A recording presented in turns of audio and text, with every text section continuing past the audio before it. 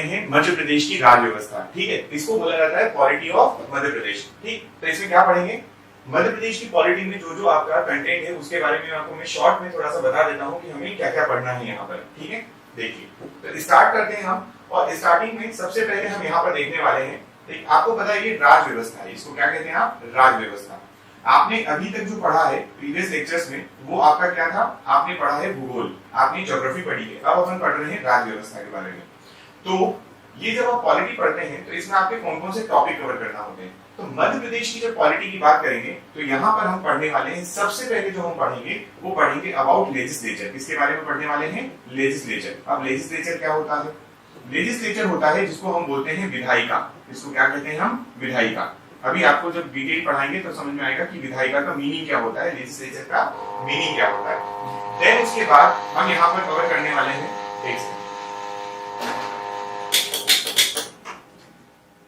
Legislature के बाद हम क्या पढ़ेंगे, तो लेजिस्लेचर के बाद हम पढ़ने वाले हैं इसमें आपका गवर्नर।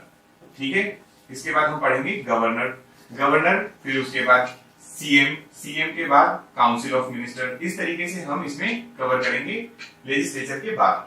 उसके बाद हम क्या करेंगे, लेजिस्लेचर जब हम पढ़ लेंगे तो मध्य प्रदेश में आपको कंटेंट में आपके पास लिखा हुआ पंचायती राज व्यवस्था, क्या लिखा है, पंचायती राज व्यवस्था। तो मध्य प्रदेश की पंचायती राज व्यवस्था के बारे में भी हमको बात करना पड़ेगी। हम यहाँ पे पढ़ेंगे पंचायती राज व्यवस्था, या पंचायती राज ही बोल देता हूँ अभी मैं, पंचायती राज सिस्टम ही है ना, पंचायती राज व्यवस्था पढ़ेंगे, पंचायती राज सिस्टम।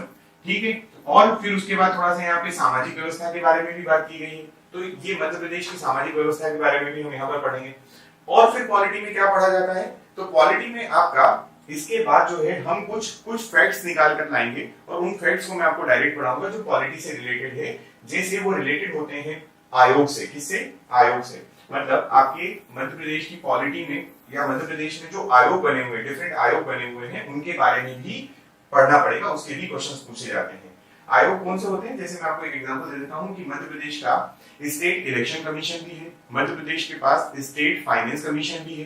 तो ये जो स्टेट के कमीशंस होते हैं, मध्य प्रदेश का मध्य प्रदेश लोक सेवा आयोग, जिसकी आप प्रिपरेशन, जिसका आपको जो एग्जाम कंडक्ट करा रही है बॉडी, वो भी क्या है, वो एमपीपीएससी है, एक कॉन्स्टिट्यूशनल बॉडी है। तो उसके बारे में भी हम यहाँ पर पढ़ाई करते हैं। ठीक है, तो मैं यहाँ से बोल रहा हूँ डिफरेंट कमीशंस हम पढ़ेंगे, डिफरेंट कमीशंस पढ़ेंगे।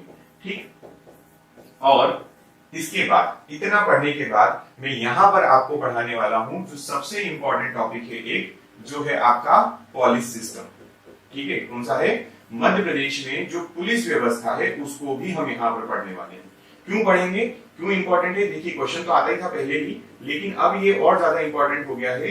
इसलिए इंपॉर्टेंट हो गया है क्योंकि मध्य प्रदेश के दो महानगर जो बोल सकते हैं आप, जो बड़े शहर हैं, उनमें मध्य प्रदेश में क्या चालू की गई है, पुलिस कमिश्नरेट सिस्टम लागू कर दिया गया है। मध्य प्रदेश में पुलिस कमिश्नरेट सिस्टम मतलब पुलिस जो अब एक नया पद लाया गया है, और उसके बाद हमारे यहाँ का स्ट्रक्चर जो है, पुलिस का जो स्ट्रक्चर है, ये सिस्टम जो है पूरा, वो थोड़ा सा उसमें फेरबदल हुआ है, मतलब जो हायरार्की उसमें चेंज हुआ है। तो वो करंट से भी रिलेटेड है, और क्या चेंज हुआ है उसके बारे में भी पढ़ेंगे। तो इसी पॉलिटी के अंदर ही हम यहाँ पर कवर करने वाले हैं मध्य प्रदेश में पुलिस व्यवस्था। ठीक है, यहाँ तक है ना, इतने पॉइंट्स पे आपको ये पॉलिटी पढ़ना है। देखने को तो बड़ी छोटी सी है ना, देखने में बड़ी छोटी सी लगती है कि पॉलिटी इतना सा है। हाँ, थोड़ा ज्योग्राफी से कंटेंट भी कम है, लेकिन यहाँ पर समझने वाली चीजें ज्यादा है। ठीक है, समझने वाली चीजें यहाँ पर ज्यादा है, तो हम देखते हैं, समझेंगे भी और लिखेंगे भी, दोनों काम करना है। तो आज स्टार्ट करते हैं मध्य प्रदेश की राज्य व्यवस्था से। ठीक है, चलिए सबसे पहले हम एक बेसिक, मैं आपको एक स्ट्रक्चर बना के बता देता हूं कि हम यहाँ पर क्या क्या पढ़ने वाले हैं। ठीक, तो देखिए जो आपकी पॉलिटी है, इस पॉलिटी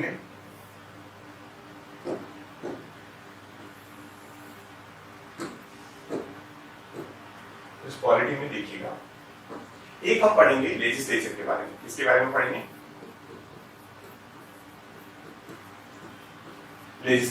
लेजिस्लेचर जिसको आप बोलते हैं विधायिका। ठीक है, विधायिका खत्म करने के बाद हम पढ़ने वाले हैं एग्जीक्यूटिव के बारे में। किसके बारे में, एग्जीक्यूटिव। एग्जीक्यूटिव का मतलब क्या होता है, इसका मतलब होता है कार्यपालिका, इसका मतलब होता है कार्यपालिका। ठीक, फिर इसके बाद क्या पढ़ेंगे, लेजिस्लेचर, एग्जीक्यूटिव, उसके बाद हम पढ़ेंगे मध्य प्रदेश में जुडिशियरी। जुडिशियरी मतलब आपकी न्यायपालिका,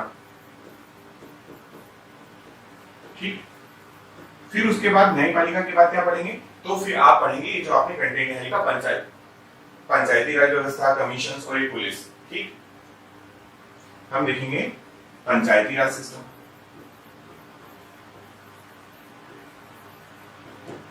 पंचायती राज सिस्टम, ठीक। और आपको क्या पढ़ना है, आपको यहाँ पर पढ़ना है पुलिस व्यवस्था,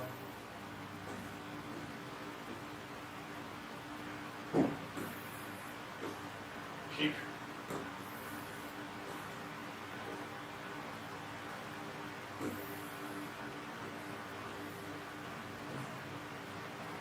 आपको पढ़ना है police system in Madhya Pradesh, और आपको फिर पढ़ना है कमीशंस।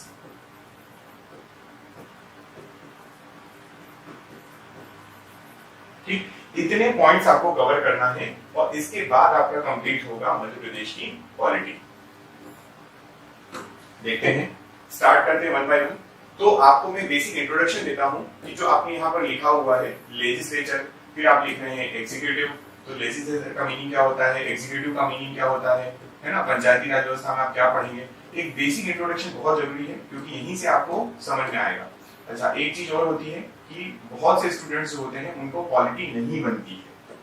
बहुत सारे स्टूडेंट ऐसे होते हैं जो डेली लाइफ में थोड़ा सा न्यूज़पेपर वगैरह पढ़ते रहते हैं, उनका न्यूज़पेपर डेली रूटीन बना हुआ होता है, तो वो ना इंडिया में जो एक्टिविटीज हो रही हैं, पॉलिटिकल एक्टिविटी या जो ये सरकारें क्या काम कर रही हैं, किस तरीके से देश को गवर्न करती है, किस तरीके से देश को या स्टेट को चलाया जाता है, किसने क्या ऑर्डर दिए हैं, सीएम ने ये कर दिया, पीएम ने ये कर दिया, तो वहां से आपको पावर्स पता चल जाती है। फिर आपको अभी एक हमारे बहुत करंट न्यूज में रह रहे हैं सत्यपाल मलिक जी, जो प्रीवियस हमारे क्या है भूतपूर्व हमारे गवर्नर रहे हैं, तो उन्होंने सरकार के खिलाफ बहुत सारी बातें बोली हैं। तो गवर्नर का क्या रोल होता है, गवर्नर कितनी बातें जानता है। देन उसके बाद अभी आपकी ममता जो आपकी मुख्यमंत्री हैं हमारी पश्चिम बंगाल की, वो भी काफी न्यूज में रहती हैं, तो उनके बारे में आपको थोड़ा बहुत पता होगा, उनको जानते हैं आप, ठीक है। साउथ में चले आएंगे तो हैदराबाद और तेलंगाना वगैरह ये बात करें अगर अपन, तो वहां पर आपको असदुद्दीन ओवैसी जी मिलेंगे, वो भी काफी बोलते रहते हैं। और साउथ में चले जाएंगे तो आपको कांग्रेस के एक बहुत बड़े लीडर शशि थरूर जी दिखेंगे, वो भी काफी बातें करते हैं। मध्य प्रदेश की बात कर लें तो एक दिग्विजय सिंह जी हैं हमारे और एक सिंधिया जी हैं, है ना, इनमें भी कॉन्फ्लिक्ट चलता रहता है, ये भी आपस में कुछ बातें करते रहते हैं। तो मेरे कहने का मतलब ये है कि जो स्टूडेंट्स न्यूज़पेपर से कनेक्टेड है ना, या डेली जो पॉलिटिकल न्यूज भी देखते हैं, उनको तो ये चीजें थोड़ी सी फेमिलियर होते हैं, वो बड़ी जल्दी समझ जाते हैं। और चूंकि आप टेक्निकल बैकग्राउंड से आए हैं और इस टेक्निकल बैकग्राउंड के लिए आपने 11th-12th में भी आर्ट सेक्शन नहीं पढ़ा है, ह्यूमैनिटीज वगैरह नहीं पढ़ा है, हम लोगों ने डायरेक्टली साइंस पढ़ा। और साइंस जब पढ़ते हैं तो उसके 11th और 12th में हमारी आर्ट वगैरह वाली चीजें छूट जाती है। अब 10th का पढ़ा हुआ हो सकता है कि आप स्किप कर जाएं, भूल जाएं, और दूसरा इतना याद भी नहीं रहता 10th लेवल का। तो पॉलिटी एक ऐसी चीज है जिसको आपको क्या करना है, आपको पहले समझना है, कुछ चीजें अंडरस्टैंड करना है, मान लेना है कि ऐसा होता है, क्योंकि ये सारी चीजें जो पॉलिटी के अंदर आप पढ़ने वाले हैं, ये कोई भी मन से नहीं बता रहा हूँ, है ना, या कोई भी पॉलिटी जो पढ़ाते हैं कभी भी मन से नहीं बताते हैं। पॉलिटी में जो स्ट्रक्चर बना हुआ वो आपके सामने रख देंगे कि ऐसा स्ट्रक्चर होता है, और उसके अंदर जो आपको एक्सप्लेन करेंगे, जो उसके अंदर समझाया जाएगा, वो कहाँ लिखा होगा, वो लिखा होगा कॉन्स्टिट्यूशन में, हमारे संविधान में। कहाँ पर लिखा होगा, कॉन्स्टिट्यूशन में। आई ये बात समझ में, है ना।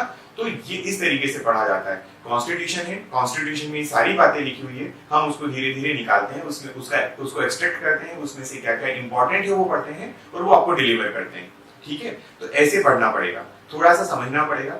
और यहाँ पर पॉलिटी में एक चीज और होती है, मैं आपको समझा देता हूँ, क्योंकि मैं खुद टेक्निकल बैकग्राउंड से रहा हूँ, इसलिए ये चीज मैं बहुत अच्छे से फील कर सकता हूँ कि एक नॉन टेक में जाने के लिए बच्चे को कितनी मेहनत करना पड़ती है या क्या होता है। मैं अगर अपना पर्सनली वो बताता हूँ आपको, तो मैंने जब कोचिंग की थी, मैंने जब पढ़ा है सिविल सर्विसेज के लिए, तो मेरे लिए ऐसी चीज थी कि मेरे टीचर पॉलिटी के बहुत अच्छे टीचर हैं, बहुत अच्छे टीचर, ठीक। बट मेरे साथ दिक्कत ये हुई कि मुझे 1 महीने तक तो ये समझ में नहीं आया कि यार ये पॉलिटी में चल क्या रहा है। रीजन ये था कि 2014 में जब मोदी गवर्नमेंट बनी, उसी समय ये मेरा कॉलेज का टाइम चल रहा था, 14 के आसपास, तो मेरी प्रिपरेशन स्टार्ट हो गई थी। तो अब क्या होता था ना, हर कोई, जब मोदी गवर्नमेंट आई तो आप आज ये बहुत अच्छे से जानते हैं कि मोदी गवर्नमेंट ने डिजिटलाइजेशन पे बहुत काम किया, उन्होंने लोगों को इंटरनेट के थ्रू रीच करी, और सभी लोगों को वो इंटरनेट के थ्रू पहुंचे हैं। मतलब ऐसा नहीं कि मोदी जी सब, अब आप सब लोग मोदी जी को बहुत अच्छे से जानते हैं, लेकिन आपने अक्सर मोदी जी को ऑनलाइन प्लेटफॉर्म पे देखा है, इंटरनेट पे देखा है, तो ये चीज हुई सभी लोगों के पास पहुंच गए। अब क्या वो बहुत ज्यादा न्यूज में आने लगे थे। तो मेरे साथ स्टोरी ये थी कि मेरा ग्रुप जो होता था ना, कॉलेज का जो ग्रुप था हम लोगों का, दोस्त लोगों का, अब वो कभी बात करने लग जाते थे कि मोदी जी ये, मोदी जी वो, तो मेरा ये था कि यार ये मुझे तो कुछ समझ में आ नहीं रहा है कि क्या बातें कर रहे हैं, क्या मंत्रिमंडल, क्या मंत्री परिषद, कौन पीएम, कौन सीएम, राष्ट्रपति कैसे बनता है, उपराष्ट्रपति कैसे बनता है, ये सारी बातें मेरे सब ऊपर से चली आती थी। तो मेरा एक पॉइंट होता था कि भाई लोग तुम बात मत करो, और अगर तुम्हें पॉलिटिक्स की बात करना है, तुम्हें ये पॉलिटिक्स की बातें यहाँ पर करना है, तो एक काम करते हैं मैं चले जाता हूँ। ये दो में से एक चीज होती थी। लेकिन उसके बाद हुआ ये कि जब मैंने प्रिपरेशन स्टार्ट की, तो मैंने जैसे आपको बताया कि एक आध महीने तक मुझे कुछ समझ में नहीं आया, ठीक। लेकिन उसके बाद हुआ ये कि न्यूज पढ़ता रहा मैं लगातार साथ साथ में, तो कोइंसिडेंस समझिए, कुछ भी समझिए, जो मेरे टीचर मुझे क्लास में पढ़ा रहे थे, जो मेरे टीचर क्लास में समझा रहे थे कि ऐसा होता है वैसा होता है, वैसा नेक्स्ट 2-3 डेज में मुझे न्यूज़पेपर में पढ़ने को मिल रहा था कि देखो मुझे परसों ये पढ़ाया गया, देखो यही लिखा हुआ। तो ये ऐसा इसलिए हो पाया क्योंकि मैं जो क्लास में पढ़ रहा था उसमें मैंने ध्यान से सुना पहले तो कि क्या बोल रहे हैं, भले मुझे समझ में नहीं आया था उस समय, मैंने सुना क्या बता रहे हैं, और फिर जब मैंने उसको न्यूज से देखा तो मैं को रिलेट कर पाया। तो इस पूरी स्टोरी के दो कंक्लूजन है। पहला कंक्लूजन तो ये है कि आपको हो सकता है कि पॉलिटी आपको नहीं समझ में आती हो पहले कभी, लेकिन मेरी इस बार गारंटी है आपको कि आप पॉलिटी समझ जाएंगे बड़ी इजी वे में, ठीक। क्योंकि मैंने जो फेस किया वो मैं आपको पहले ही रख दूंगा आपके सामने कि देखो ऐसा होता है, जान लो ये बात, तो आप उस बात को बहुत जल्दी ग्रास्प कर जाओगे, पहली बात, ठीक है। दूसरी बात यहाँ पर ये है जो समझने वाली है, वो ये कंक्लूजन जो निकलेगा वो ये निकलेगा कि आपको थोड़ा सा न्यूज़पेपर पढ़ना है। क्या करना है? थोड़ा सा न्यूज़पेपर पढ़िए और जो पढ़ाया जा रहा है उसको पढ़िए, और इन सब चीजों में आपको जो कीवर्ड्स बताए जाते हैं उन कीवर्ड्स पे आपको बहुत ध्यान देना है, ठीक।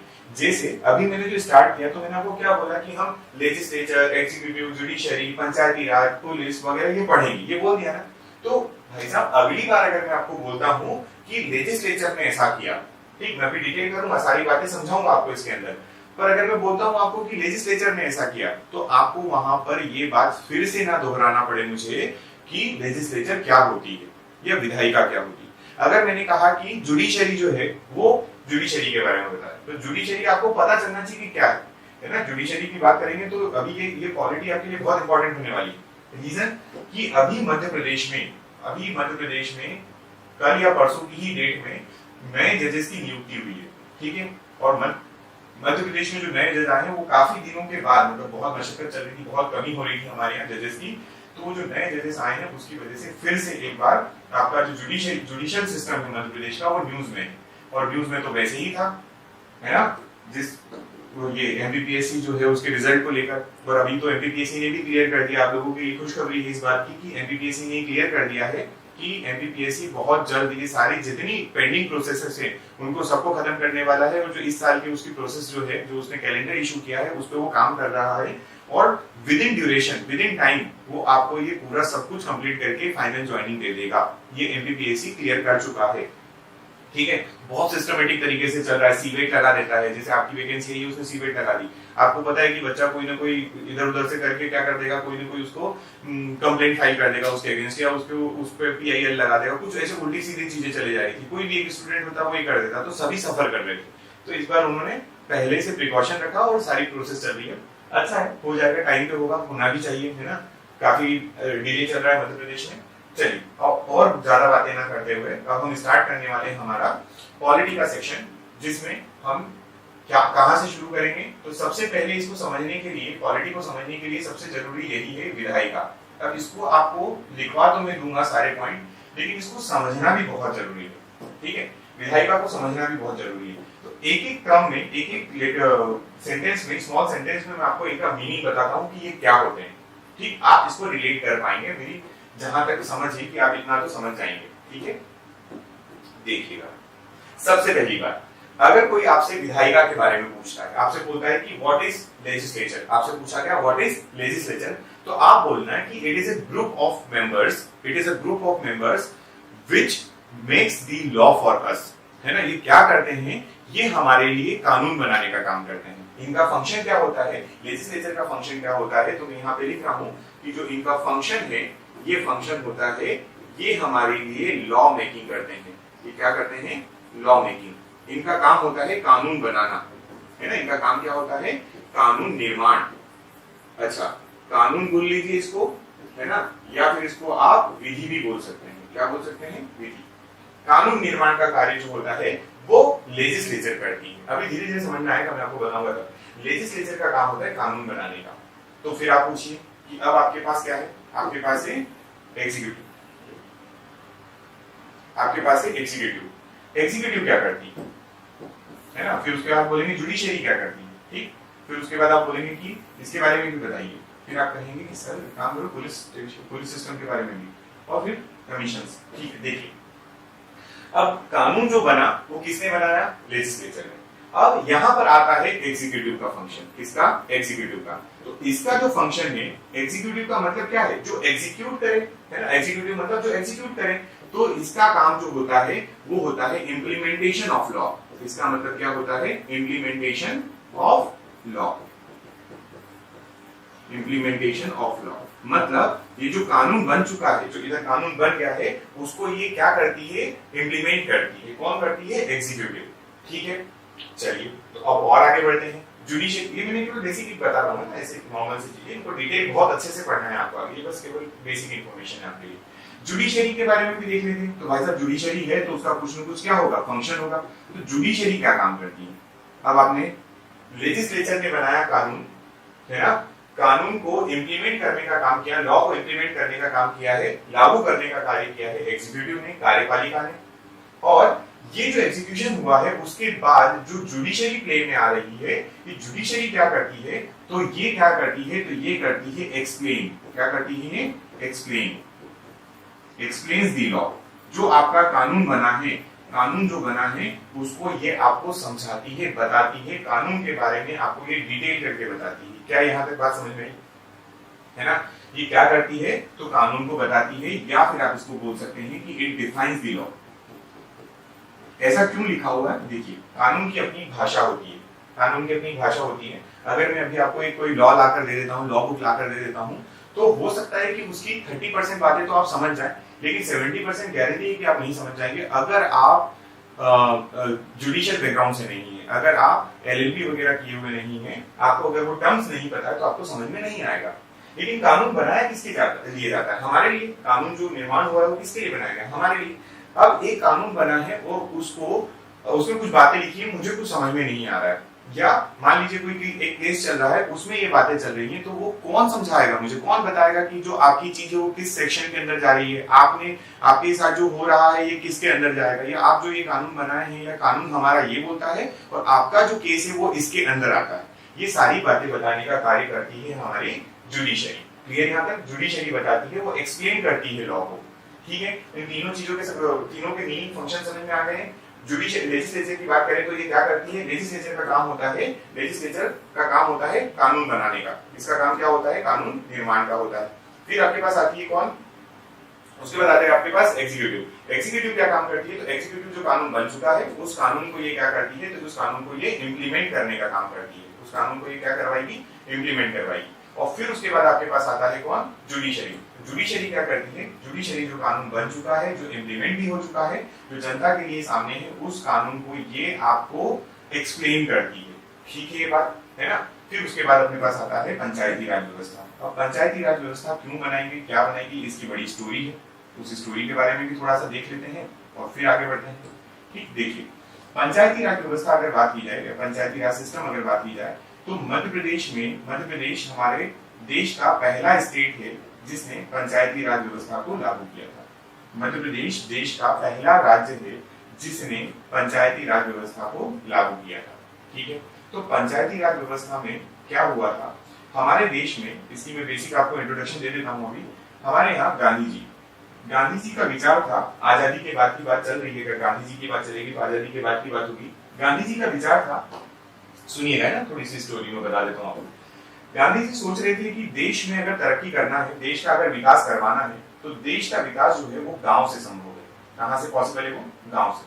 अगर आपने विलेज लेवल पर सरकार बना दी, है ना, विलेज लेवल पर अगर आपने सरकार बना दी तो ये पॉसिबल है कि बड़ी आसानी से आप किसी देश को या हमारे देश को विकास के पथ पर ले जा सकते हैं।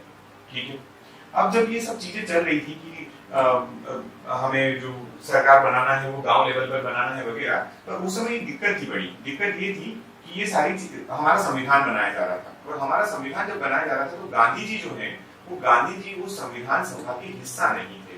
गांधी जी उस समय के गांधी जी संविधान सभा के हिस्सा थे ही नहीं। और ये सारी बातें जो पॉलिटी में आप पढ़ेंगे मैक्सिमम आपको कॉन्स्टिट्यूशन में लिखी हुई मिलेगी।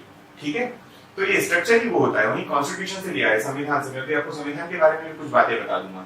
ठीक है, तो उन्होंने बोला कि गांव में भी ना एक सरकार बनाओ। अब गांधी जी इतने बड़े नेता थे, इतने लोगों के बीच में इतने पॉपुलर थे, इतने उनका सब लोग मान करते थे कि ये बात पहुंचाई गई कहां पर, कॉन्स्टिट्यूएंट असेंबली में, जहां पर कॉन्स्टिट्यूशन बनाया जा रहा था। लेकिन गांधी जी की बात पे बहुत दिन डिस्कशन होने के बाद फाइनल कंक्लूजन ये पहुंचा कि हम गांव लेवल पर सरकार को नहीं बना सकते, क्योंकि एक तो इतना बड़ा भारत, इतनी विविधता वाला देश, और इतने बड़े लेवल पे चुनाव करवाना, वहां से एक लोकल लीडर को प्रोड्यूस करना या एक लोकल लीडर को वहां से इलेक्ट करना पॉसिबल नहीं था। ठीक है, तो सुचारू रूप से नहीं चल पाएगा। ऐसे कुछ रीजंस देते हुए, ऐसे कुछ उन्होंने आर्गुमेंट्स देते हुए हमारे देश में पंचायती राज की कोई बात नहीं की। लेकिन गांधी जी ने बात बोली है, गांधी जी जो भी बातें बोल रहे थे बहुत सोच समझ के बोलते हैं, गांधी जी की बातें की वैल्यू भी ज्यादा होगी।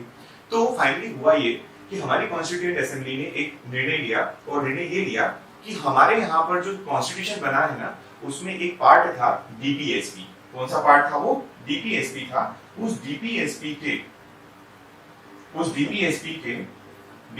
एक पार्ट है, उस पार्ट के आर्टिकल नंबर 40 में, कितने में? आर्टिकल नंबर 40 में हमने एक जगह लिख दिया ग्राम पंचायत। क्या लिख दिया? ग्राम पंचायत। ठीक, गांधी जी की बात पे, गांधी जी की बातें मानते हुए। ठीक है, अब डीपीएसपी में तो लिख दिया आर्टिकल 40 में ग्राम पंचायत, लेकिन डीपीएसपी एक ऐसा पार्ट था हमारी कॉन्स्टिट्यूशन का, या है अभी भी, जिसको इम्प्लीमेंट करना कंपलसरी नहीं होता है। जिसको कोई भी राज्य इम्प्लीमेंट करे या नहीं करे, ये उसके ऊपर डिपेंड करता है। तो हमारे देश में डीपीएसपी इम्प्लीमेंट नहीं हुआ सभी राज्यों के लिए, और ये आर्टिकल 40 इम्प्लीमेंट नहीं हुआ बोलना चाहिए। तो देश का विकास जो है ना वो रुका। फिर धीरे धीरे जो हमारे माननीय प्रधानमंत्री जी जो थे, पहले प्रधानमंत्री देश के जवाहरलाल नेहरू जी, उन्होंने क्या किए, डिफरेंट प्रोग्राम चलाए, लेकिन वो प्रोग्राम भी धीरे धीरे फेल होते गए। फिर उनकी समीक्षा की गई, उनको इवेल्युएट किया गया, क्या प्रॉब्लम आई क्या नहीं आई। तो धीरे धीरे वापस से बात उठने लगी कि भाई साहब, अगर आपने सरकार गांव लेवल पर बना दी है, या छोटे लेवल से बड़े लेवल पर हायरार्की वाइज अगर आपने गवर्नमेंट बना दी है, तो ऑटोमेटिकली आपकी जो अपर मोस्ट गवर्नमेंट है वो धीरे धीरे अपनी जो जितनी भी योजनाएं हैं उनका क्रियान्वयन, उनका इम्प्लीमेंटेशन बड़ी आसानी से कर पाएंगी। तो फाइनली इन 1992, तब 1992 में मध्य प्रदेश में, सॉरी इंडिया में, है ना, मध्य प्रदेश की बात नहीं करेंगे, इंडिया में 73rd and 74th constitutional amendment act आया। कॉन्स्टिट्यूशनल अमेंडमेंट एक्ट आया 1992 में। हमारे यहाँ पर पंचायती राज की व्यवस्था कर दी, मतलब गांव पे, जनपद पे, और उसके बाद जिला पर, और फिर नगर निगम वगैरह बनाकर हमने पंचायती राज व्यवस्था लागू कर दी। और उस पंचायती राज व्यवस्था को लागू करने में मध्य प्रदेश जो है वो पहले नंबर पे था। इंप्लीमेंटेशन में मध्य प्रदेश फर्स्ट स्टेट। ठीक है, यहाँ तक बात। इसलिए हमको पंचायती राज व्यवस्था बहुत अच्छे से पढ़ना पड़ती है, हमारे लिए इंपॉर्टेंट होती है। फिर उसके बाद ये पुलिस सिस्टम क्यों इंपॉर्टेंट है? पुलिस सिस्टम में बहुत सारी चीजें पढ़ते हैं। पुलिस सिस्टम में हम जो पढ़ेंगे, वहां पे हम किस के बारे में पढ़ेंगे, तो हम यहाँ पर पढ़ेंगे जेल के बारे में। मध्य प्रदेश में जो जेल है उनके बारे में, सेंट्रल जेल कौन सी है, जिला जेल कौन सी है ना, ओपन जेल कौन सी है, यहाँ पर कौन सी विमेंस जेल है, कौन सी जेल जो है वो अंडाकार शेल में बनी हुई है ना, एक शेप में जो जेल बनी हुई भोपाल की, कौन सी टेररिस्ट के लिए जेल बनी हुई है, बहुत सारी बातें, जेल नंबर ऑफ जेल्स कितनी है, वो सारी बातें। उसके बाद पुलिस सिस्टम में हम क्या पढ़ेंगे? और इंस्टीट्यूशंस, बहुत सारे इंस्टीट्यूशंस। क्वेश्चन पूछा जाता है कि बताइए जो आपका रुस्तम जी का इंस्टीट्यूशन है वो कहाँ पर है? ठीक है, बताइए जो आपका डॉग ट्रेनिंग सेंटर है वो कहाँ पर है? बताइए मध्य प्रदेश की स्टेट पुलिस का हेडक्वार्टर कहाँ पर है? रेलवे पुलिस का हेडक्वार्टर कहाँ? ऐसी चीजें भी पूछी जाती। तो आप इंस्टीट्यूशंस पढ़ना है आपको बहुत सारे यहाँ पर। फिर उसके बाद आप क्या पढ़ेंगे? तो उसके बाद आप पढ़ेंगे पुलिस हायरार्की या पुलिस रैंक्स, है ना, यहाँ पे ये इंपॉर्टेंट हो जाता है, पुलिस रैंक्स पढ़ लेंगे।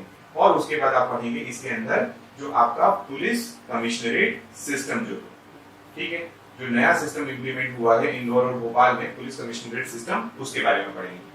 कमीशंस में आप बहुत सारे कमीशन पढ़ने वाले हैं, उनको मैं एक साथ डिटेल करवा दूंगा अलग से आपको। अभी आपके लिए इतना ही याद रखिए आप कि आपका जो ये कमीशन है उसमें जैसे पीएससी हो गया, आपका स्टेट इलेक्शन कमीशन हो गया, स्टेट आपका जो फाइनेंस कमीशन है वो हो गया, फिर उसके बाद आपके पास जो ओबीसी के लिए कौन से थोड़ा नया नया जो नेशनल लेवल का भी है वो भी पढ़ लेंगे। ओबीसी का कमीशन कौन सा है, एसटी एससी का कमीशन कौन सा है, ये भी बातें हम कमीशन के अंदर करने वाले हैं, ठीक है ना। कमीशन में बहुत सारे आने वाले हैं और भी आएंगे, तो ये एक आपके लिए डिटेल है, बेसिक डिटेल जो आपको पता होना चाहिए, जिसके बेसिस पे हम आगे स्टडी करने वाले हैं। तो ये पेज बहुत इंपॉर्टेंट है, जैसा लिखा है ऑलमोस्ट हम इसी सीक्वेंस में चलने वाले हैं। हम लेजिस्लेचर से ही शुरू करेंगे और लेजिस्लेचर से शुरू करके हम पहुंचेंगे कहां तक, कमीशन तक, तब जाके आपकी जो मध्य प्रदेश की राज्य व्यवस्था है वो कंप्लीट होने वाली है। इसको आप बोलते हैं पॉलिटी। क्या बोलते हैं? पॉलिटी। समझ में आ गया? ये कोई पॉलिटिक्स नहीं है, कोई ऐसा नहीं बोलेगा पॉलिटिक्स की क्लास, क्योंकि स्टूडेंट की आदत होती है पता है ना, वो बोल देते हैं पॉलिटिक्स की क्लास। और पॉलिटिक्स की क्लास नहीं है भाई, ये पॉलिटी की क्लास है, ठीक है। इसको हिंदी में राज्य व्यवस्था कहते हैं। बढ़े आगे यहाँ से चलिए, तो हम किसकी बात करने वाले हैं? हम सबसे पहले बात करेंगे लेजिस्लेचर की। अब आपको मैं समझाता हूं कि ये लेजिस्लेचर होता क्या है, ठीक है। लेजिस्लेचर क्या होता है, क्या मीनिंग है, ठीक है।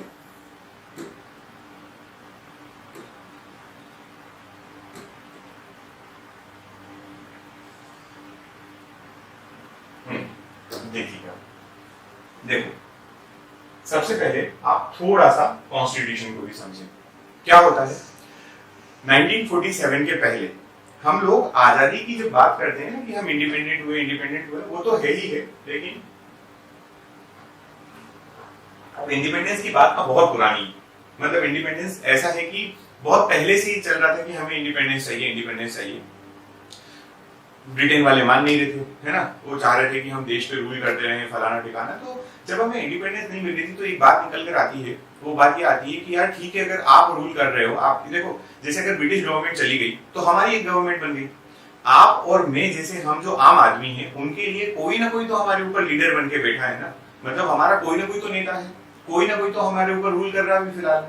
तो देश में ये भी बातें चल रही थी कि अगर ये हमें इंडिपेंडेंस नहीं दे रहे हैं, अगर ब्रिटेन चाहता है कि भारत ब्रिटेन की कॉलोनी बन के रहे और किसी तरीके से अपन अपना थोड़ा हम अपने आप को थोड़ा ठीक कर लें, मतलब हम अपना विकास कर पाए, ऐसी कुछ बात आए या विकास कर सके, ऐसी कुछ स्थिति हो, तो हमारे यहाँ के बड़े लीडर्स ने एक बात निकाली और उन्होंने सोचा कि काम करते हैं कि यार चलो ठीक है, हमें गवर्नमेंट आप ही संभालना, लेकिन जो आप रूल हमारे ऊपर करते हो ना, वो रूल हमको हमारे हिसाब से करने दीजिए, वो रूल हमको हमारे हिसाब से करने दीजिए। मतलब हम जो कानून बनाएंगे, हम जो रूल्स बनाएंगे, हम जो रेगुलेशंस बनाएंगे, आप उस पे आप उसके लीडर हो, कोई दिक्कत नहीं है, आप हमारी गवर्नमेंट हो, ब्रिटेन को हम बोल रहे हैं आप हमारी गवर्नमेंट हो, लेकिन हमारे ऊपर जो रूल किया जाए वो हमारे द्वारा बनाए गए कानून और हमारे द्वारा बनाए गए नियम और निर्देशों के अनुसार किया जाए। ये बात चल रही थी। तो इसी के लिए भारत में कॉन्स्टिट्यूएंट असेंबली या कॉन्स्टिट्यूशन बनाने की बात की गई। अभी कॉन्स्टिट्यूशन क्या होता है? तो कॉन्स्टिट्यूशन जो है वो हमारे इंडिया की सबसे बड़ी लॉ बुक है या फर्स्ट लॉ बुक है, ये समझ लीजिए, सबसे बड़ी लॉ बुक। इसमें सबसे ज्यादा कानून लिखे हुए हैं, इसमें सबसे ज्यादा बातें लिखी हैं। आपको जितनी फ्रीडम मिली हुई है, आपको जितनी चीजें मिली हुई है, वो सारी की सारी आपको मिली हुई कहां से है? आपको कॉन्स्टिट्यूशन से मिली है। कॉन्स्टिट्यूशन आपको प्रोवाइड करता है, ठीक है ये बात। तो 1942 में एक बार अटेम्प्ट लिया गया, लेकिन कॉन्स्टिट्यूएंट असेंबली नहीं बन पाई। 1946 में फिर फाइनली हमारे पास एक कॉन्स्टिट्यूएंट असेंबली थी और ये कॉन्स्टिट्यूशन बनाने का सिलसिला चल रहा था। कॉन्स्टिट्यूशन जब हमने बनाया तो उसमें सिस्टमेटिकली हमने लिखा कि हमारा भारत जो है उसमें राज्य कौन होंगे या भारत का नाम क्या होगा, पार्ट ए में लिख दिया पूरा। पार्ट बी बनाया, उसमें हमने लिखा कि हम जो भारत के नागरिक जो हैं, हम भारत के जो सिटीजन्स हैं, इंडियन सिटीजन्स जो हैं, उनको हमारी नागरिकता जो हमें हमारी नागरिकता कैसे मिली। आप में से कोई भी स्टूडेंट, उम्मीद करता हूं आप में से कोई भी स्टूडेंट को नागरिकता लेने की जरूरत नहीं पड़ी भारत की।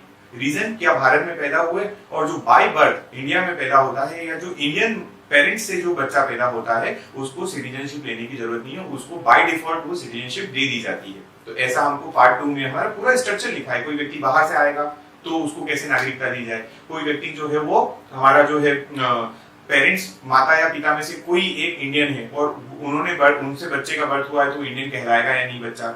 अगर मान लीजिए माता पिता में से कोई एक इंडियन है और वो फॉरेन में है और बच्चे का बर्थ जो हुआ वो इंडिया की लैंड पे नहीं हुआ है, बाहर बाहर हुआ है, फॉरेन में हुआ है, तो वो इंडियन सिटीजन होगा या नहीं। कोई व्यक्ति जो है वो 10 सालों से या 7 सालों से भारत से बाहर रह रहा है, कंटिन्यूअसली इंडिया आया ही नहीं है, बार बार वीजा लगा के बार बार वो क्या रह रहा है, बाहर रह रहा है, तो उसको इंडियन सिटीजनशिप हटाना है या नहीं हटाना, सारी बातें पार्ट 2 में लिखी। ठीक है, फिर उसके बाद एक आता है पार्ट 3 आपके पास। पार्ट 3 में लिखा हुआ है फंडामेंटल राइट्स। फंडामेंटल राइट्स का मतलब होता है मौलिक अधिकार, आपके मौलिक अधिकार। देखिए भारत में आप अपने घर में रहने के लिए स्वतंत्र हैं, आप किसी से कुछ कहने के लिए स्वतंत्र हैं, आप भारत के दूसरे राज्य में जाने के लिए भी स्वतंत्र हैं। मतलब आपको यहाँ से दूसरे राज्य में जाने के लिए कोई किसी की परमिशन लेने की जरूरत नहीं है। मतलब आपको ये स्वतंत्र विचरण की आप क्या कर सकते हैं, फ्रीली मूव कर सकते हैं अक्रॉस इंडिया। तो ये भी आपको इंडिपेंडेंस मिली हुई है थ्रू आपके कॉन्स्टिट्यूशन। ठीक है, और क्या लिखा हुआ है कि आपको आप बोलने की भी अभिव्यक्ति है। आप चाहें तो एक आर्टिकल निकालकर न्यूज़पेपर पे दे सकते हैं, आप चाहें तो अपने YouTube पर चैनल बना दीजिए, न्यूज चैनल, आप उस पे आ सकते हैं। आप चाहें तो किसी न्यूज चैनल जो ऑलरेडी एस्टेब्लिश्ड है उसमें अपना इंटरव्यू दे सकते हैं। आप चाहें तो किसी को एक सम्मेलन करके किसी को कुछ संबोधित कर सकते हैं, बस एक कंडीशन के साथ में कि जिसके बारे में आप बोल रहे हैं या जो बोल रहे हैं उससे दंगे फसाद ना हो, उससे किसी की भावनाएं आहत ना हो, किसी की धार्मिक भावनाओं को आहत ना हो, मानसिक चीजों से वो प्रताड़ित ना हो, ऐसी चीजें आप कर सकते हैं। ये सारी आपकी फंडामेंटल राइट्स हैं। आपको बेवजह गिरफ्तार नहीं किया जाएगा, आप जिस धर्म को मानते हैं उस धर्म को मानते रहिए, आपको पढ़ने का अधिकार है। ऐसी कुछ बहुत सारी बातें हमारे फंडामेंटल राइट्स में लिखी, जो कि पार्ट नंबर 3 में लिखा। अब मैं आपको ये क्यों बता रहा हूँ पार्ट 1, 2, 3 इस तरीके से, क्योंकि जो हमें पढ़ाई करना है वो करना है पार्ट नंबर 6 की। किसकी स्टडी करना है हमें? पार्ट 6 की, समझते जाइएगा। फिर उसके बाद आता है हमारे पास पार्ट नंबर 4, जिसकी मैंने जस्ट अभी बात की थी आपके पास, डीपीएसपी। ये डीपीएसपी, ये पार्ट 4 था। ये पार्ट 4 था जिसके अंदर आर्टिकल्स लिखे होते हैं, बता रहा हूं अभी। और तो इस पार्ट 4 में डीपीएसपी लिखा था, जो मैंने आपको बताया कि स्टेट के लिए इसको इंप्लीमेंट करना बहुत जरूरी नहीं होता है। ठीक है, यहां तक बात, स्टेट के लिए इंप्लीमेंट करना जरूरी नहीं होता है। उसके बाद नेक्स्ट आपके पास आता है पार्ट नंबर 5। पार्ट नंबर 5 जो है उसमें लिखा हुआ है यूनियन गवर्नमेंट या यूनियन के बारे में, दी यूनियन। दी यूनियन का मतलब ये है कि यहाँ पर आपके पास केंद्र सरकार की बात की जाएगी। केंद्र सरकार की जब बात आती है तो बात आती है प्रेसिडेंट की, बात आती है वाइस प्रेसिडेंट की, बात आती है हमारे प्राइम मिनिस्टर की, काउंसिल ऑफ मिनिस्टर की, एजीआई की, सीएजी की, हमारे सुप्रीम कोर्ट की। ये सारा हमारा क्या है, एक स्ट्रक्चर है जो यूनियन स्ट्रक्चर है हमारे पास। तो इसमें हम यूनियन गवर्नमेंट में या दी यूनियन में हम बात करते हैं इनकी। ठीक है, उसके बाद पार्ट नंबर 6, जहां से आपकी स्टोरी शुरुआत होने वाली है। स्टोरी की शुरुआत होगी पार्ट नंबर 6 से। पार्ट नंबर 6 में लिखा है दी स्टेट एग्जीक्यूटिव या फिर दी स्टेट। क्लियर? यहाँ पे क्यों ऐसा लिखा गया है? ये इसलिए लिखा गया है कि पार्ट नंबर 6 जो है वो स्टेट के बारे में पूरी इंफॉर्मेशन देता है आपको। पार्ट नंबर 6 स्टेट के बारे में बताएगा। अब अभी हमने क्या बोला, हम पार्ट 6 में क्या पढ़ेंगे, तो देखिए क्या हमने बोला स्टार्टिंग में कि हम किसके बारे में पढ़ेंगे। लेजिस्लेचर लिखा था, यहाँ से शुरू करूंगा। लेजिस्लेचर के बाद गवर्नर, सीएम, सीओएम, है ना, ये महान्यायवादी, ये सारी बातें अपन पढ़ते हैं। ठीक है, तो ये बातें धीरे धीरे करके आपको पूरी कवर करना है। हम पढ़ेंगे पार्ट नंबर 6 को। अब पार्ट नंबर 6 थोड़ा सा यहाँ पे अपन समझ लेते हैं कि ये क्या चीज है। देखिए, अगर मैं लेजिस्लेचर के बजाय अभी मैं आपको थोड़ा सा एक कॉन्स्टिट्यूशन के लिए हिंट करूं, तो आपका जो कॉन्स्टिट्यूशन है, कॉन्स्टिट्यूशन जो है, जिसको आप बोलते हैं संविधान, क्या बोलते हैं इसको? आप संविधान बोलते हैं। संविधान जो है, ये संविधान है ना, तो क्या है? लॉ बुक है। क्या है ये? Law book. कैसी बुक है ये? कानून की किताब जिसमें लॉ लिखा हुआ है। दूसरा, ये संविधान जो हमारे पास है ना, इसके बारे में याद रखिएगा कि हमारा कॉन्स्टिट्यूशन जो है, एक सेकेंड, इंप्लीमेंटेड कब इंप्लीमेंट हुआ ये याद रखना इसको, है ना। कब इंप्लीमेंट किया गया था? तो इंप्लीमेंटेड ऑन 26 ऑफ जनवरी 1950। 1950 को हमने इसको लागू किया था हमारे संविधान को। ठीक, कॉन्स्टिट्यूशन में एक बात और याद रखना कि हमारे भारत का जो कॉन्स्टिट्यूशन है वो रिटन कॉन्स्टिट्यूशन है। कैसा है? Written constitution. मतलब हमें लिख के दिया गया है, हमें लिखा हुआ है, हमारे पास बुक है इसकी, रिटन कॉन्स्टिट्यूशन। ठीक है, और रिटन जो है वो किस किस लैंग्वेज में है? तो हम यहाँ पर बोलेंगे कि हिंदी और इंग्लिश में। हमारे पास कॉन्स्टिट्यूशन जो लिखा हुआ है वो 2 लैंग्वेज में लिखा है, हिंदी और इंग्लिश में लिखा है। क्लियर? अच्छा, तीसरी बात समझिए यहाँ से कि वर्ल्ड का जितने भी वर्ल्ड में कॉन्स्टिट्यूशन है तो रिटन भी होता है और ओरल भी होता है। हमारा रिटन है, और सबसे बड़ा कॉन्स्टिट्यूशन अगर पूछे, है ना, लार्जेस्ट रिटन कॉन्स्टिट्यूशन अगर पूछे आपसे कि देश विश्व का बताइए लार्जेस्ट रिटन कॉन्स्टिट्यूशन किसके पास है, तो वो है भारत के पास, है ना, largest written constitution of world है। क्लियर? आगे बढ़ समझ में कुछ दो चार बातें ऐसी। अब इस कॉन्स्टिट्यूशन के अंदर थोड़ा सा समझते हैं। ये कॉन्स्टिट्यूशन जो आप देख रहे हैं इसमें समझिएगा कि क्या होता है। ये जो कॉन्स्टिट्यूशन होता है इसमें क्या क्या चीजें होती हैं वो समझिए। देखिए, अगर आपसे कॉन्स्टिट्यूशन की बात की जाए तो कॉन्स्टिट्यूशन एक बुक है। क्या है? कॉन्स्टिट्यूशन जो है एक बुक है, ठीक। इस बुक में क्या क्या लिखा हुआ है या क्या क्या चीजें मिलेंगी आपको। एक आपको मिलने वाला है यहाँ पर प्रीएम्बल या प्रस्तावना। इसकी क्या मिलेगी? एक आपको मिलेगा प्रीएम्बल, प्रस्तावना, इसको आप बोलते हैं प्रस्तावना, ठीक है। दूसरा अगर हम यहां से देखें तो हमें यहां पर मिलने वाला है, फिर हमें इसमें मिलते हैं पार्ट्स। क्या मिलते हैं? पार्ट्स, ठीक। हमारे कॉन्स्टिट्यूशन में अगर हम इसको बोलते हैं भाग, इसको क्या बोलते हैं? भाग। अभी बात करें तो हमारे पास 25 भाग है। कितने भाग है हमारे कॉन्स्टिट्यूशन में? 25 पार्ट्स। फिर उसके बाद और क्या होता है? तो और होता है आपके पास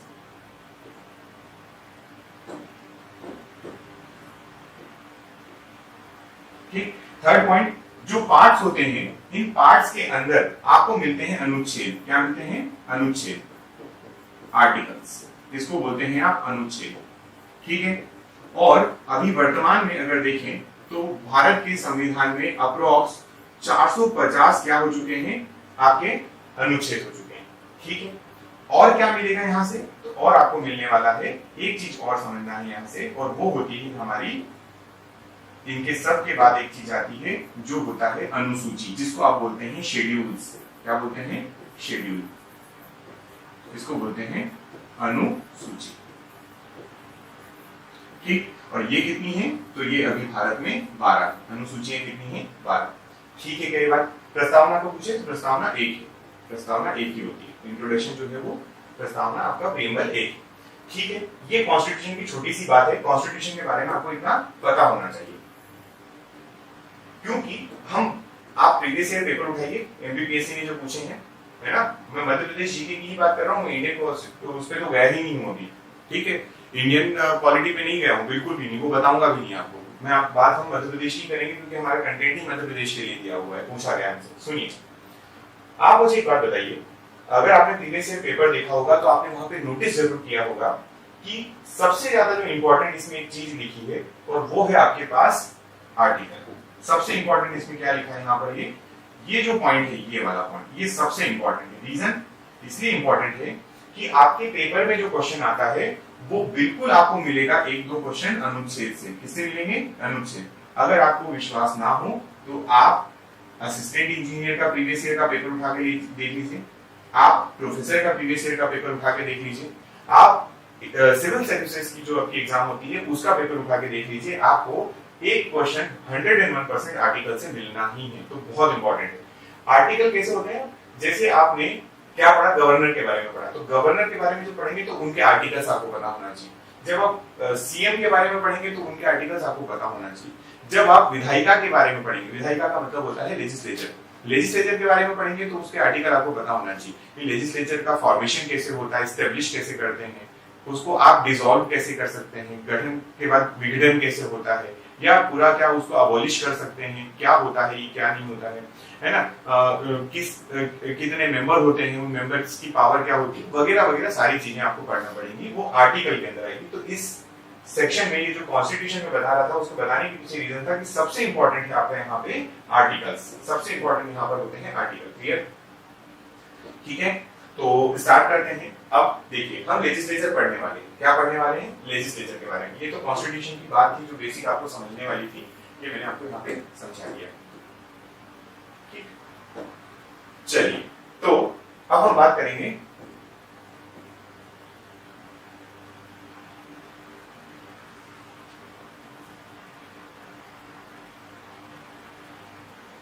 अब हम बात करेंगे हमारे लेजिस्लेचर के बारे में।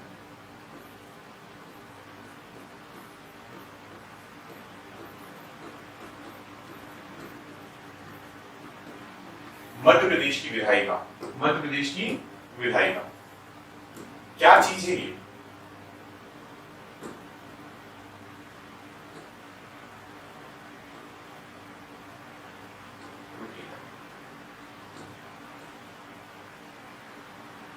ठीक, लेजिस्लेचर क्या होता है?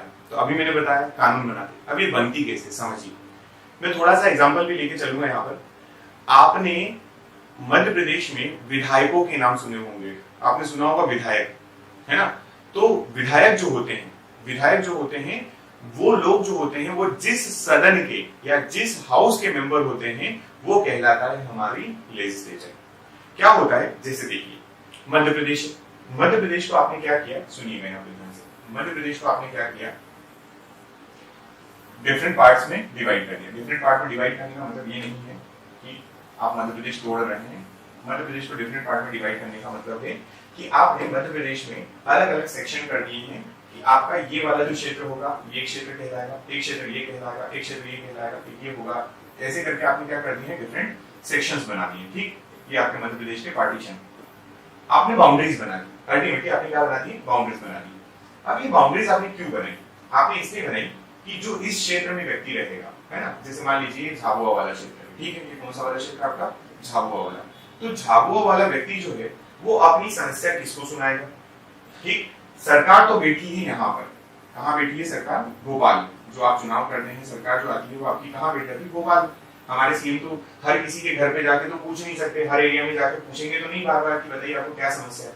झाबुआ का हो गया, इधर आपके पास बड़वानी का कोई व्यक्ति हो गया, इन व्यक्ति को जो प्रॉब्लम्स होंगी वो कैसे पता चलेंगी? तो ये क्या करते हैं, ये व्यक्ति जो होते हैं अपने इस एरिया में एक प्रतिनिधि चुन लेते हैं। क्या चुन लेते हैं? प्रतिनिधि, जिसको बोला जाता है रिप्रेजेंटेटिव, है ना, प्रतिनिधि चुना जाता है।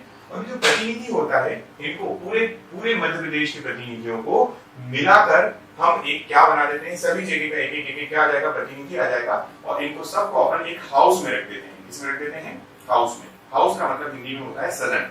ठीक, अभी कहाँ रखना मतलब कोई ऐसा नहीं कि इनको इकट्ठा करके कहीं रख दिया। ये सभी लोग एक जगह बैठते हैं जिसको अपन बोलते हैं हाउस या सदन। ठीक है, जहां पर ये लोग सभी बैठते हैं, जनरली वो हाउस हर स्टेट के कहाँ होता है, हर स्टेट की कैपिटल में होता है। जनरली कैपिटल में ही होता है। तो हमारा भी कहाँ है, हमारा भी भोपाल में। हमारा जो हाउस है कहाँ मिलेगा आपको? भोपाल में मिलेगा। ठीक, इसके बारे में भी अपन स्टडी करेंगे क्योंकि यहाँ से भी क्वेश्चन आता है। ठीक, चलिए अब क्या होता है कि जैसे मान लीजिए मुझे कुछ समस्या है, मैं झाबुआ से बिलोंग करता हूँ, तो मैंने क्या किया, मैंने अपने यहाँ के लीडर को बोला, मैंने अपने यहाँ के रिप्रेजेंटेटिव को बोला कि यार मुझे ये प्रॉब्लम है और आप इसको रिजॉल्व करवाइए। तो ये जो झाबुआ का रिप्रेजेंटेटिव है वो कहाँ जाएगा? वो जाएगा अपने भोपाल वाले इस हाउस में जहां पर राज्य के सभी प्रतिनिधि मिलेंगे, टाइमली मिलते हैं, सेशन चलता है, उसके बारे में भी देखेंगे। ये सब जाएंगे कहां पर? ये जाएंगे भोपाल। ये भोपाल जाएगा, झाबुआ का प्रतिनिधि मेरी समस्या जो है सबके सामने पेश करेगा। और अगर मेरी वैलिड समस्या होगी या जो मेरी प्रॉब्लम है वो सही होगी तो क्या करने वाले हैं, ये उसको सॉल्यूशन निकालेंगे और फिर से वो काम हो जाएगा। तो ये जो व्यक्ति है, जो जितने भी प्रतिनिधि हैं जिनको अपन रिप्रेजेंटेटिव बोलने वाले हैं, ये रिप्रेजेंटेटिव जो है ये व्यक्ति कहते, सभी को अगर आप मिला देते हैं, सभी को आप मिला देते हैं तो उनको हम बोलते हैं लेजिस्लेचर। क्या कहते हैं? लेजिस्लेचर। ठीक है, क्या ये बात समझ में आई? लेजिस्लेचर किसे कहा जाता है? तो जितने भी रिप्रेजेंटेटिव होते हैं वो सारे रिप्रेजेंटेटिव जहां पे हाउस में बैठते हैं वो विधायिका कहलाती है, सारे विधायिका। और इन्हीं लोगों का यही प्रतिनिधि, यही रिप्रेजेंटेटिव तो वो लोग हैं जो कानून बनाने का काम करेंगे। कानून कौन बनाएंगे? नेता लोग, है ना, लीडर्स जो होते हैं। तो यही वो रिप्रेजेंटेटिव हैं जो हमारे यहाँ के लीडर्स हैं। क्या है? लीडर्स। आगे क्या बात समझे? ये लीड करते हैं। ठीक है, यही हमारे लिए कानून बनाएंगे, यही हमारे कानून बनाकर हमें क्या कर देंगे? इम्प्लीमेंट करवा देंगे। अच्छा कानून बनाया जाता है, मन से कुछ भी नहीं बनाया जाता है, जितनी हवाएं उड़ती रहती है कि ये वो, और ओपिनियन डिफरेंस हो सकता है ना। जैसे आपको मैं एक अच्छा किस्सा सुनाता हूँ। ये तो हम राज्य की बात कर रहे हैं, सेम अपने साथ होता है सेंटर में भी। सेंटर में भी सेम होता है, सेंटर में भी लेजिस्लेचर होता है, पर वो सेंट्रल या यूनियन लेजिस्लेचर कहलाती है। ये कैसी होगी आपकी? ये वाली जो होगी ये कहलाएगी आपकी स्टेट लेजिस्लेचर। इसको आप क्या बोलेंगे कि ये आपकी स्टेट लेजिस्लेचर है। ठीक है, ये कैसी लेजिस्लेचर है? State legislature. लेकिन जो आपकी यूनियन वाली होती है, वहां पे आपके पास पीएम, काउंसिल ऑफ मिनिस्टर और मंत्री वगैरह होते हैं। तो वो लोग क्या करते हैं? पूरे देश के लिए कानून बनाते हैं। ये लोग ये स्टेट लेजिस्लेचर है तो स्टेट के लिए कानून बनाए। बात समझ में आई? ठीक है ना, कुछ इस तरीके से बेसिक है बिल्कुल, ये अभी और इसको पढ़ेंगे आगे, समझेंगे धीरे धीरे। ठीक है, तो लेजिस्लेचर का मतलब मेरे ख्याल से आप ये बात समझ गए होंगे। बोलिए, कोई डाउट तो नहीं इसमें? बताइए, कौन कौन ऑनलाइन है बताइए, कोई डाउट तो नहीं है यहाँ तक?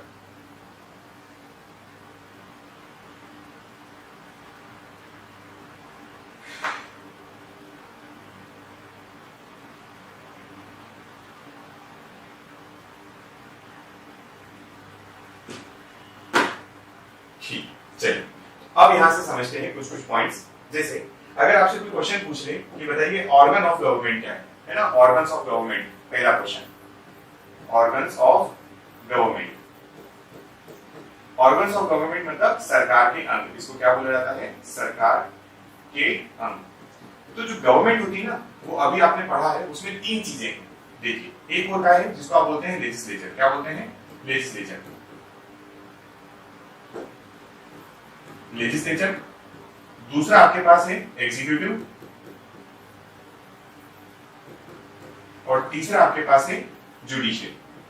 ये तीन चीजें जो हैं, इसको आप बोलते हैं, ये आपका सरकार का क्या है? अंग है। ये तीनों सरकार के अंग कहे जाते हैं। ठीक, चलिए हिंदी आपको पता है इनका क्या मीनिंग होता है। अब लेजिस्लेचर में आप बताते हैं कि सारे की सारे आपके एमएलएज होंगे। क्या होंगे? एमएलए। समझिएगा यहां से, ये लिखा है मेंबर ऑफ लेजिस्लेटिव असेंबली। क्या लिखा है ये? Member of legislative assembly. इसको आप बोलते हैं विधायक। क्या कहते हैं? विधायक। ठीक है, आगे समझ में, इनको आप बोलते हैं विधायक, मेंबर ऑफ लेजिस्लेटिव असेंबली। मैं लिख देता हूं यहां पर, मेंबर ऑफ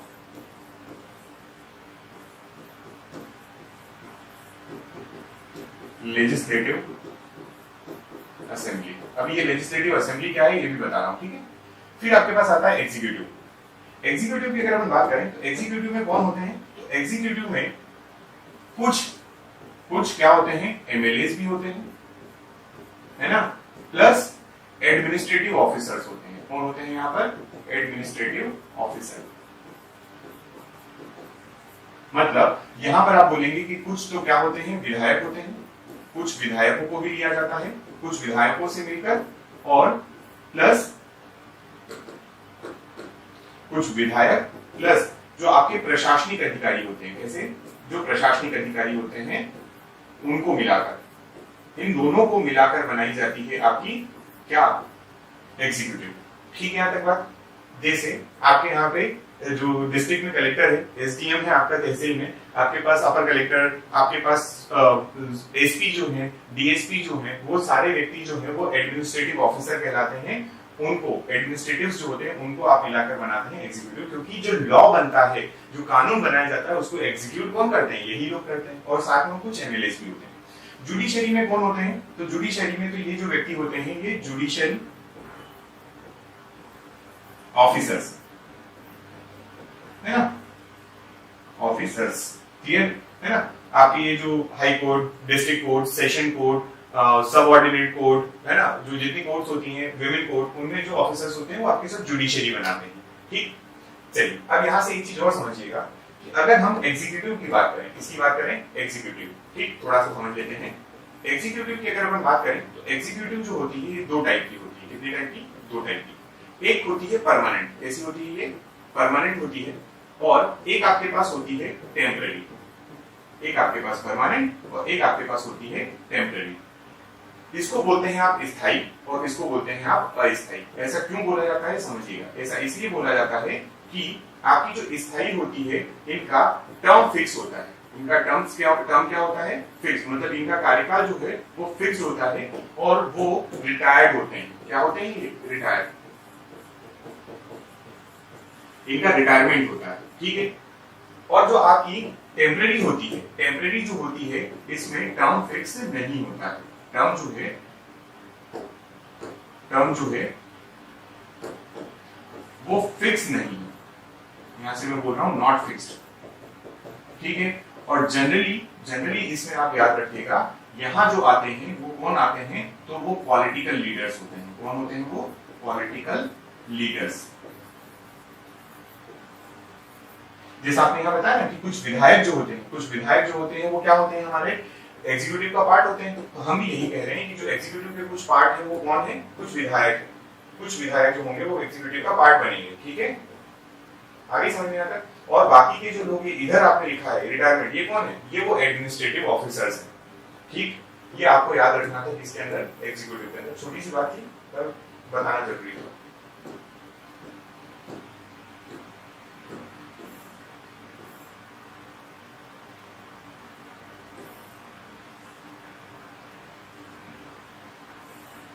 ठीक है यहाँ तक। चलिए, तो आज हमने जितना पढ़ा है, अब इसको आपको मैंने पढ़ाया तो कम है से मतलब है कि मैंने आपको केवल बोला ज्यादा है। आज मैंने आपको केवल बताया है आपको, ताकि पॉलिटी का थोड़ा सा बेसिक नॉलेज हो जाए, है ना, पॉलिटी का थोड़ा बेसिक नॉलेज हो जाए, इसलिए मैंने ये सारी बातें की आज आपके सामने। अब आपको करना क्या है, तो आपको ये सारी बातें एक बार फिर से, अगर आप चाहें तो ये वीडियो फिर से देख लें, है ना, स्पेशली ये वाला वीडियो जो आपका फर्स्ट लेक्चर है। क्योंकि जब भी आप पढ़ना शुरू करेंगे तो मैं आपको फिर से बोलूंगा कि आप जब पढ़ेंगे तो आप बोलेंगे कि हमने ये पढ़ा है, हम ऐसी बातें करेंगे, हमने ये पढ़ा है, ये बार बार बोलेंगे, ठीक, क्लियर यहाँ तक।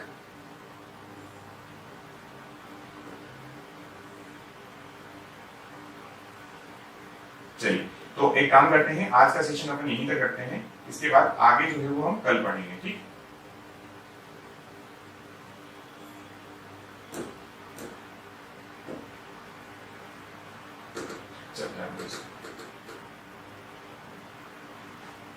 है ना, ठीक है, कल पढ़े आगे।